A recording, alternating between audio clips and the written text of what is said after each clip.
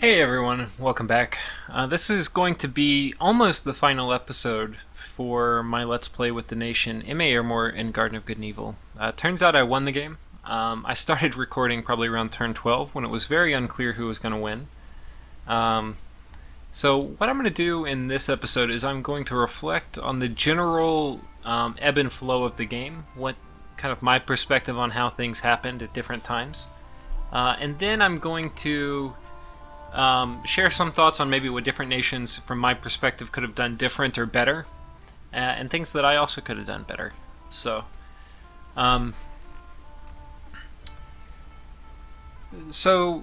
zooming out, if we talk about the big things that happened this game, one was, I'm gonna zoom in a little bit. One was I had an okay initial expansion. I know I made a ton of mistakes, but I ended up carving out a pretty big chunk of territory. If I did it better, it would have really set me up for the mid-game much stronger. I would think I would have been able to hold on to my lands much longer, and it probably would have translated to probably one or two more forts up in the beginning of the game. And those first one or two forts make a big difference. They start you scaling in power much faster. So that was a mistake I made. What I did very well in the mid-game was I had a huge advantage due to my powerful Bless, but I had many enemies, and I did a very good job utilizing my map move 3 on my troops, right? To make one army be everywhere, right? So, and I would constantly move it and reinforce it, and a lot of times it would end up surprising an enemy as they moved to attack what they thought was an empty province, and it was filled with a big army of mine. So, utilizing that map move 3 and having a few armies kind of jump around the map was a key to my early middle game success. Another key was I did a pretty good job having the right number of armies and the right size of armies and putting them in the right place, especially in the early wars against Nazca, because he could beat a weak army. And he was also raiding, so if I deathballed into one big group, he would have just sucked away all my income, which I really needed to drive my fort infrastructure going up. So anyway, I appropriately kind of mapped out how many armies I should have and where to put them and all that, and then I did a good job guessing about where people were going to move a lot of the time in the early game. So that was kind of how the early mid-game went. You know, Nazca did a pretty good job. He and Ryla both did a good job attacking me early, as did Bandarlog, and they both at the beginning were quite formidable adversaries. I think I don't really know if I have too much kind of commentary for Nazca. He tried to do a good job raiding. I kind of just anticipated where he would be, so he would have had to have like counter-anticipated where I would go. There were probably a few things he could have done in the early game to win a few more key battles where he, you know, like really probably if he took his Sun Warriors and put them on attack cavalry, maybe like Holden attack cavalry, or I'm not sure exactly which one it would be. But really his thing was he needed to keep his Sun Warriors out of my chaff, the ones with the hard-hitting maces. And that probably would have been good. The big problem he had was his army would get tied up in my chaff while my elite units beat it down. So any way he could have done that would have been good. Yeah, Burden of Time really crippled him though and kind of took him out of the game. Bandarlog was a really good player. He was pretty good about moving in kind of smart spots. I had a lot of draws with him where we beat each other's army to a pulp. Eventually I was able to take this fort right here, and that was kind of the turning of the game with Bandarlog. And he was never really able to recover from that. I took a bunch of his provinces here, and then he was kind of crippled to being a very small empire. And eventually I talked Asphodel into attacking him. For Asphodel to have won, Asphodel would have needed to have conquered a much bigger part of the territory than he did. He probably would have needed to have kicked out some of Ryla's dudes, and then he would have needed to really work super hard on diversifying to get a lot of gems for late game. When you have swarms of chaff, it's all about being able to buff them, and if you're really limited in your magic diversity, then you're unable in the middle or late game to apply a lot of buffs, which would make them any good. So, that is one thing, like a general theme for this game, is some of the players kind of gave up. Garth, I couldn't tell if he gave up or not. Asphodel definitely gave up. Scaleria, I don't think gave up, but he kind of just got stuck dealing with Ryla. Maybe towards the very end he did. And yeah, Nazca gave up towards the very end. Bandarlog actually fought for a really long time. I think Bandarlog did not give up. He just kind of got unfortunate that I attacked him at the beginning. But the big thing here, I think, is whenever you're in a game, you need a late game strategy. You need a win strategy, right? So you pick Asphodel. You know, you need a plan about how you're going to win. Like, your chaff are going to be fun for a little bit, but eventually just raw numbers is not going to win the game for you. Raw numbers doesn't win games in and of itself, right? You need something else. So, yeah, he needed to really have worked on his magic diversity and then come up with a strategy about how he was going to win. You know, he had some vampires, which are kind of an in-game unit, but you can't really win from vampires because you're not going to have enough blood income in a dom kill nation. Or a population kill nation. So that was that. You know, I think I'm going to go through now all the ins and outs with Ryla, because Ryla was obviously the main adversary throughout this whole game. One thing is I didn't really appreciate at the beginning quite how big he was. He was about this big. He had all this, almost all the way back up here, and then a huge portion of this northern continent. Like, he had all this from the very beginning of the game, right? Which is a lot. I mean, that was about as much as Bandarlog had, plus everything else. So he was really, really big. In terms of the war with him, I had initial kind of supremacy where I did a good job in the early mid-game matching up troops. But once the Assassin Mindhunt spam came out, I really was crippled. I really couldn't leave my forts. If I kept pushing my luck when the Assassin and Mindhunt spams were running rampant, I would have definitely lost the game. I would have lost all my commanders, I would have lost most all of my elite units, and then given enough time, he would have taken my forts. So it was really important that I think that was one thing I did pretty well this game, was I knew when I had the advantage and when I didn't. And when I didn't have the advantage, I retracted and waited until I got the advantage, and then I pushed out. So, you know, I had the advantage at the beginning. I retracted from the Assassin Mindhunt spam. It was towards the time when that was about to end that I started invading Agartha. Really, Agartha attacked me, and then I counter-invaded. That was kind of a turning point for the game.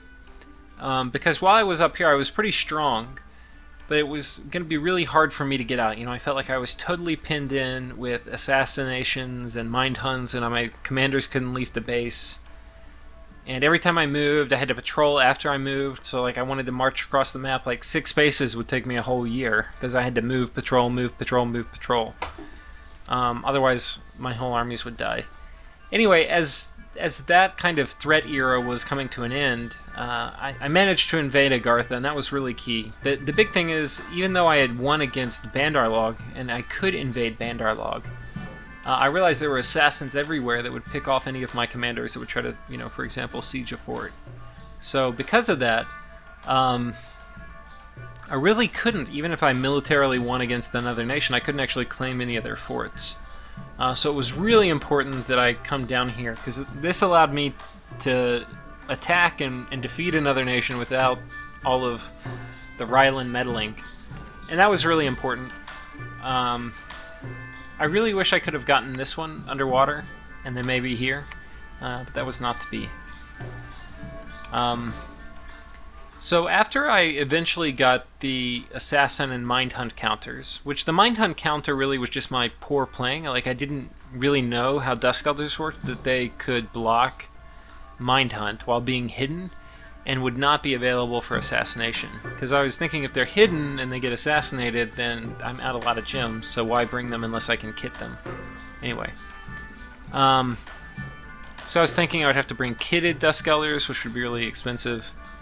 And even then he could just magic duel them if he assassinates them and I kit them. So, yeah.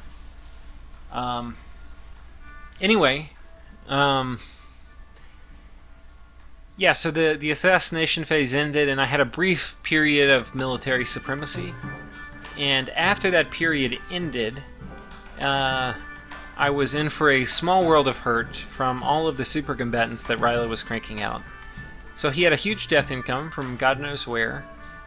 He had high death path access, pretty reasonably early in a game for a nation without much death path access.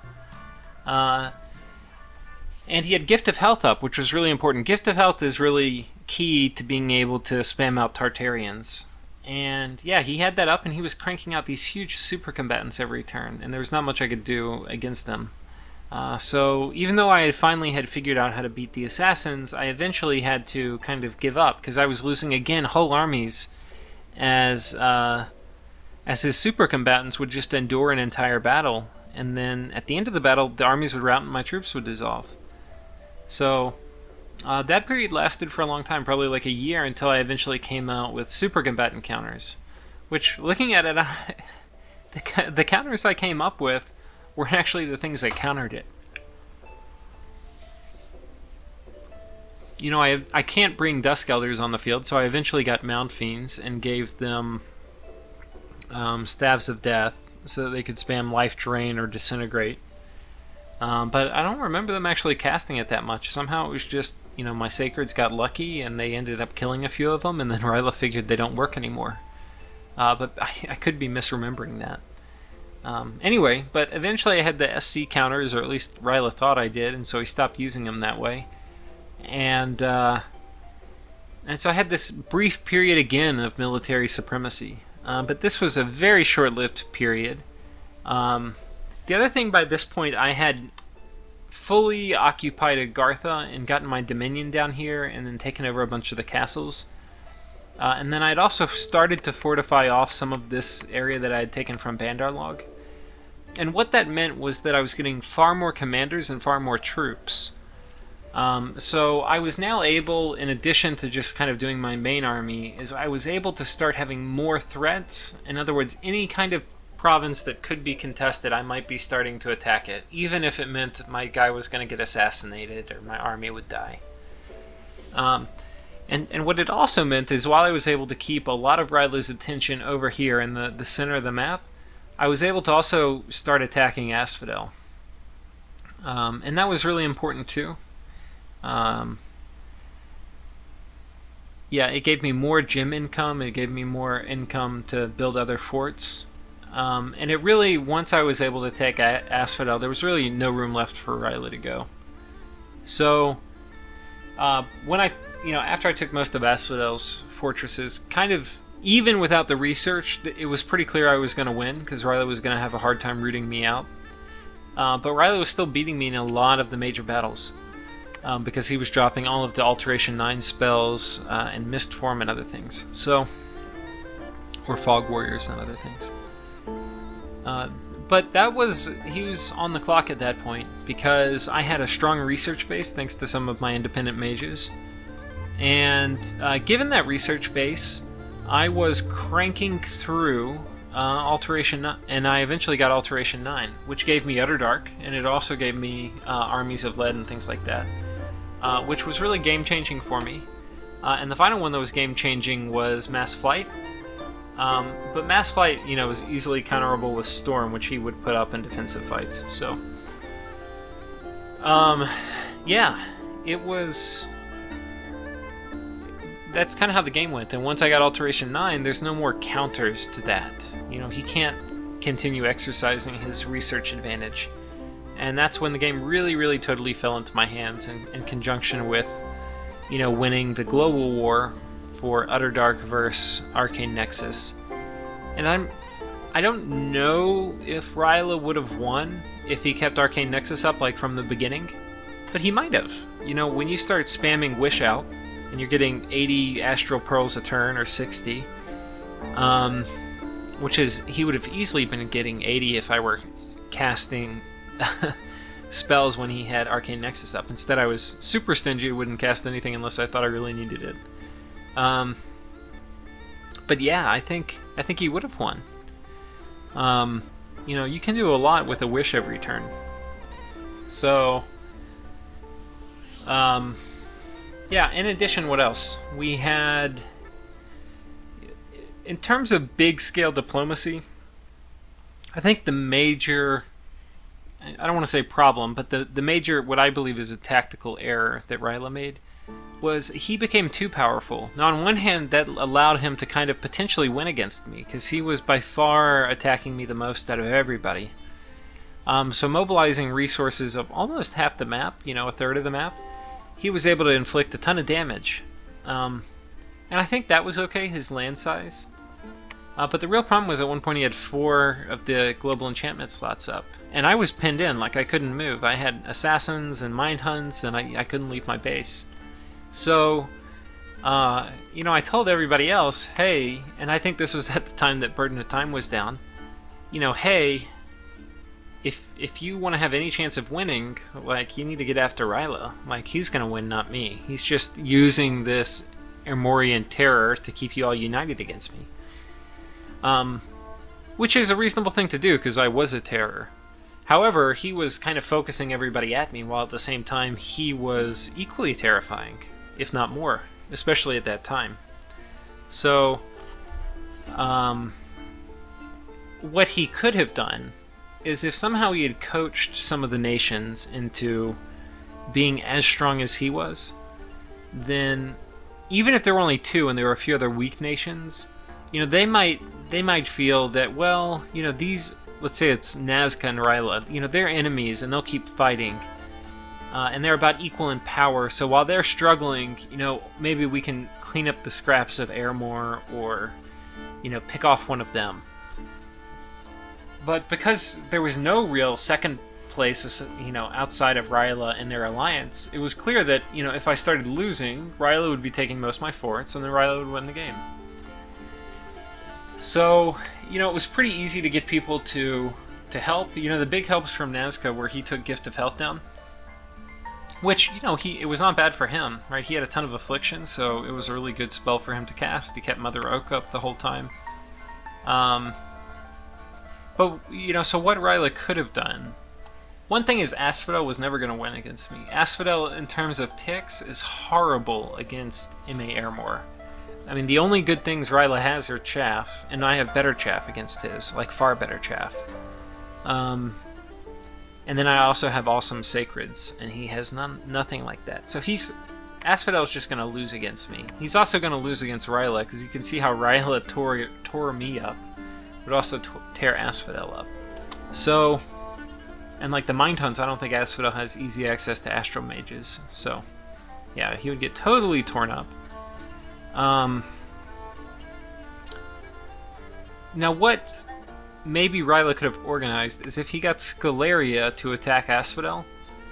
Scaleria actually is a late game threat to me because they would be able to do 5 or 6 undead masteries on a defensive attack, right? And if he spammed all that at the beginning, oh man, that would really hurt if he got first move. So, but Scaleria was kind of too small, and Scaleria wasn't going to sit idle while everybody else fought me for 3 months in real time. So anyway, he ended up attacking Ryla because Ryla was so powerful, and it made sense. But what Ryla could have done was say, hey, Asphodel's never going to pull through. You should attack Asphodel, and then we'll be the 2 major powers, right? And then Nazca will be a 3rd power. Or he could have told Nazca, hey, Scaleria is sitting up here. You're having trouble with Ermor. Why don't you take Scaleria, and then we'll team up against these guys, and then, or you could do both potentially, I don't know. Instead, he tried to hold the peace, where everybody was in this hold hands, kumbaya, let's work together against Ermor, but he was the clear winner if that arrangement worked. So I think that was kind of like a tactical flaw in the diplomacy, and I definitely exploited that, because I got these guys to do what was in their best interest, which was to take this away from Ryla, so they actually had a chance. However, doing that crippled, just getting Gift of Health taken away took away Ryla's ability to crank out super combatants. But it also made it where the alliance was more equitable. So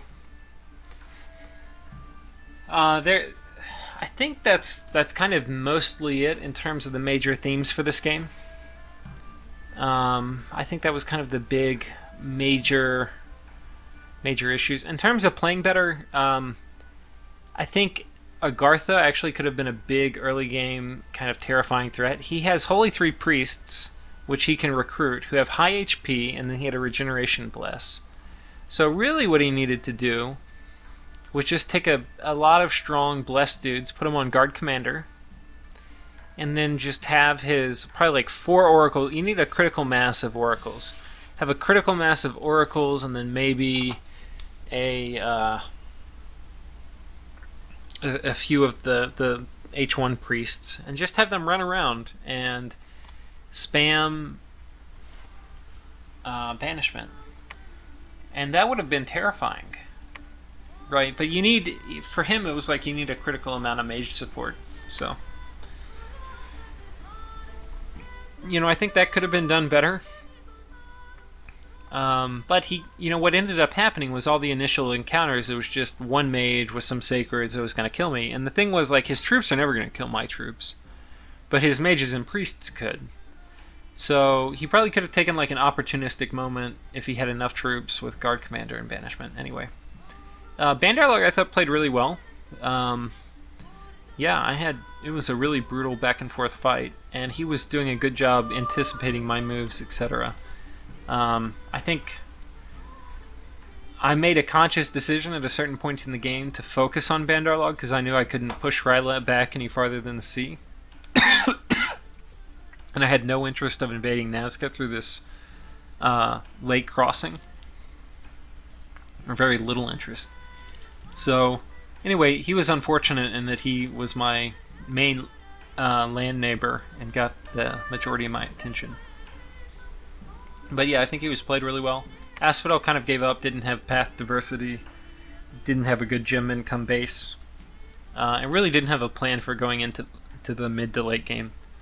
Which really, everybody should have a plan for going into the mid to late game. Because you can do well in the early game, but the real question is, once you do well, how do you convert that into a mid to late game winning strategy? Scaleria did good. He was actually a key part to me winning. He attacked Ryla, and I think he saw just how powerful Ryla was, right? And the second I would have started to fade and he got my, gem income and territories, Ryla would have been a terror for the rest of the world. So, Scaleria did pretty well. From talking with him, I didn't see many of his battles, but again, Scaleria is a chaff nation. As is Asphodel. So it's all about what kind of buffs you can put on your troops. So with Chaff Nations, you really have to plan for getting into a bunch of different spell paths to buff your troops properly. So that's pretty important.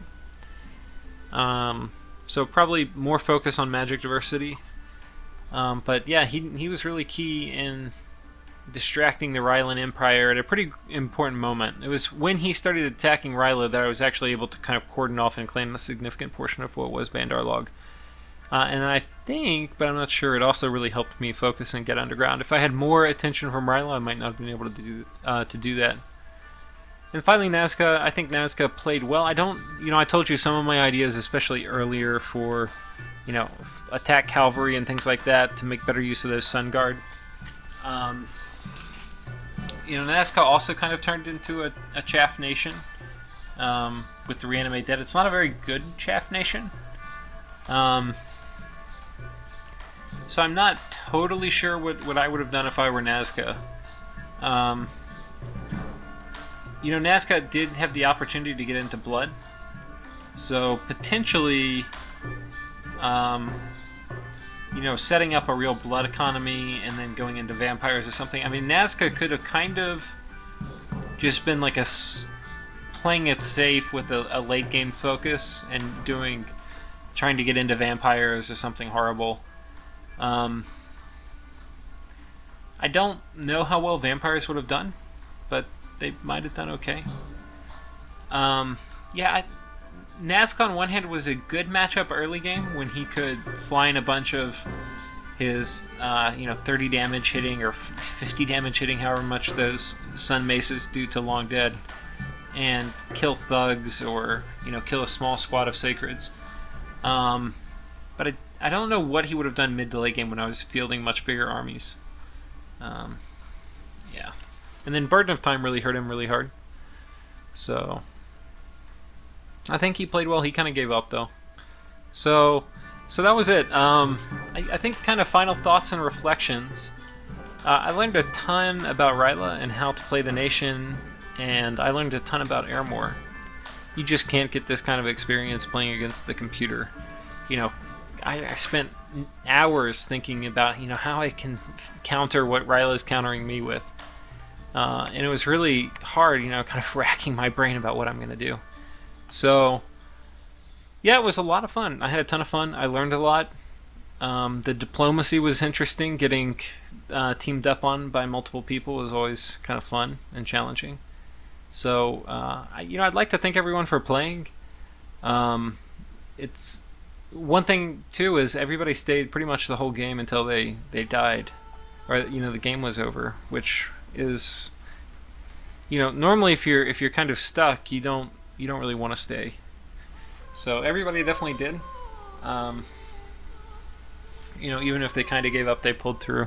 So, I know probably playing against Ermor wasn't as much fun for them. It's a really strong, semi-broken nation, and it's really hard to come up with strong counters. But hopefully they learned a little bit about the game more, which is what I hope to do every game, whether I win or lose, is learn how to play better.